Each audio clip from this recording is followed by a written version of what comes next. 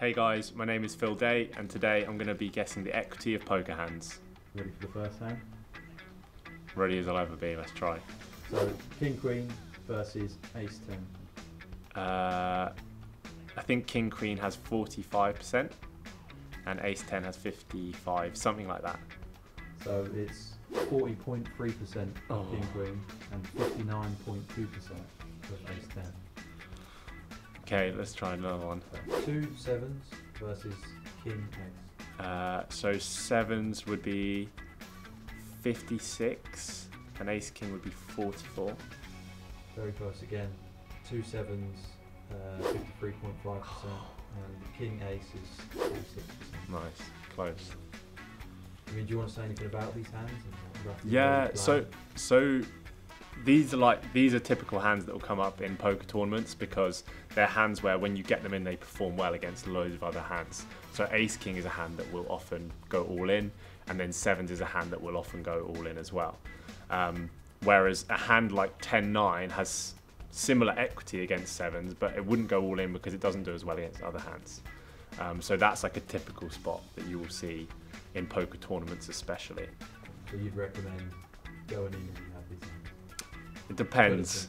It always depends. I mean, Ace King often goes in. Sevens less likely. So the thing with sevens is that you can be dominated against so many hands. Like any pair that's higher than you, you're really in trouble. But if you have Ace King, it's very rarely that you're just stuffed. You always have good chance to win the hand. And that's why Ace King is such a powerful hand in poker. So you ready for the third hand? Yeah, let's do it. 5 and 6 of clubs versus 10 and Jack of diamonds. So I'm going to guess that 5-6 has 32% and 10 Jack has 67%. Very close. So 35.4% on the 5-6 Okay. and 63.3% on 10 Okay, Jack. close. Yeah, quite heavily weighted. So what would you do in this situation if you had the 5-6?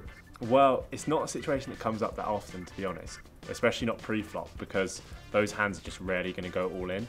Again, it's one of those hands where if you're in a tournament and you've got very few chips left, so if you're running out of time or basically like you're coming towards the end of your tournament life, then sometimes you will put in 5-6 and then your opponent might call with 10 Jack, but this is a rare time to happen. Like those hands might go in, but rarely before the house cards are out. So in the middle of the table on the flop there is a Queen of Hearts, 3 of Spades and 8 of Diamonds. Okay. Your hand is a 5 Ace Yeah. versus 2 sevens of 7 of Hearts and 7 of Clubs. Okay. And it was what? Queen 8-3? Yeah. Okay. So sevens is going to have 75% here, and Ace 5 will have 25. Close. So the Ace 5 had 14.9%. Oh shit, it's higher. And the sevens had 85.1%. Nice. So heavily weighted. So why is that so heavily weighted towards the sevens there? Well, just because your only real outs with the Ace 5 are the Ace. So when they have sevens and there's no like straight draws, so if there was like King, Queen, Jack, then we would have additional outs.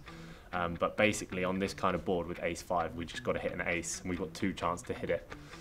So yeah, that's our only real equity in the hand. So is there still, well, the 15% chance, what would you do in that situation if you had the Ace 5? Ace 5, so Would it you really... risk it or would you play safe? So it really depends on the action. So there's so many different things that you have to consider, and depends on what's happened previously in the hand. But really, Ace 5 on this kind of board, you're mainly going to be playing passively because you're typically going to be close in equity or behind. So if there was a huge pot, you had Ace 5, would you be going for it? No, definitely not. On the board is 3 of Clubs, 9 of Hearts, Queen of Diamonds, Okay. King of Diamonds, Queen of Spades, Yeah. and it's 9 of Clubs versus 8 of Hearts. And the board is Queen 9-3.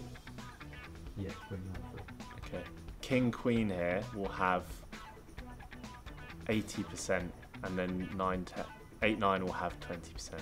Yeah, very close. So there was 81.8% on the King Queen and 18.2% 9-8. I'm happy with that one. So obviously that's a very good hand, I suppose, in this situation. So what would you be doing in this situation? Yeah, so if you've got king queen here, you're definitely going to be betting in some capacity in most formats of the game. And fortunately, when you're in this spot and your opponent has 9-10, they kind of have to click call, because when we start playing poker like to a higher level, 9-10 has to call here because your opponent's going to have some bluffs in there, like we spoke about. And so this is a spot where if I have king queen, I'm probably going to get some good money off you. So how would you lure other players into betting in this scenario, knowing you have good cards but not trying to reveal that you have these good cards? So yeah, so that's part of like the strategy with having bluffs. So one of the things with poker is we have to, in theory, have bluffs in every spot that we bet value hands, because if you know that I only bet value, you can strategically fold good hands.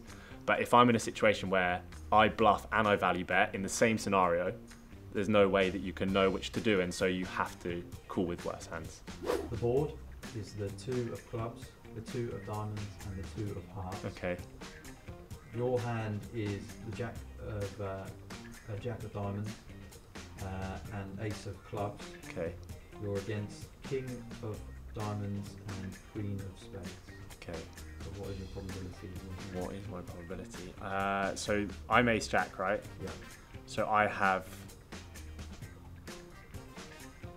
77% here, and you have 22, something like that. So 22 is spot on. So 22.9% Okay. king, queen, and your percentage is 71.8%. Oh, so there's you're a lot. very close again. There's a lot of chance of splitting that one. So in what I suppose it's to do with the twos here. Yeah. So why would you go in? Say if you had the king queen, for example. Yeah. Are you holding out for anything in particular with that 22%?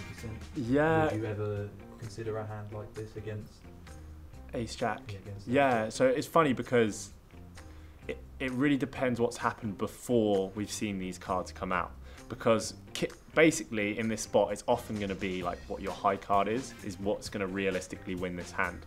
So when we see 3 2s on the board, if we feel like what our opponent's done before the flop means they're going to have lots of aces, then our hand is pretty low value, because then we just have a chance to hit a king or a queen.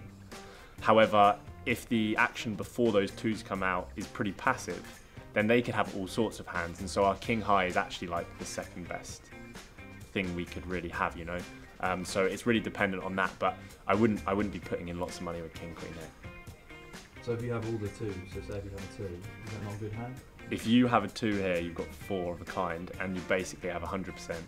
I mean, you have 100% against anything. So if you had a 2 in your hand here, you would be going. Yes, so yeah, kind of, but you have to be deceptive because not many other hands are going to bet lots here.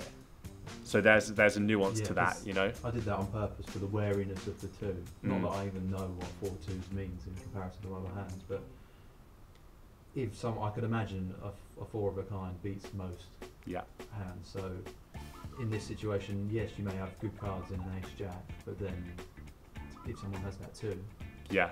that's- So uniquely with this board, a 2 is because it's the worst card we can have.